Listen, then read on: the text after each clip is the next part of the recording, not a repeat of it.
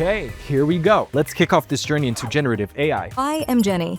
I have been assigned as your co-instructor. Good, because you're not just here to assist. You're going to learn too. We're building you lesson by lesson alongside our students. By the end of this course, you might even pass the foundations of generative AI certification yourself. Will I require upgrades? No upgrades needed, just participation. We'll train you while we train them. You'll learn how to explain, break things down clearly, maybe even land a decent joke one day. I have access to joke. Why did the AI avoid hide and seek? Why? Because good luck hiding when you're in the cloud. We're gonna need a lot of training.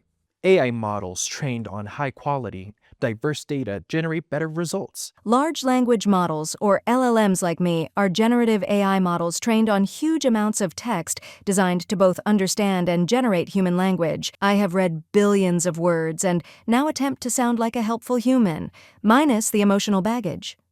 First, let's get started.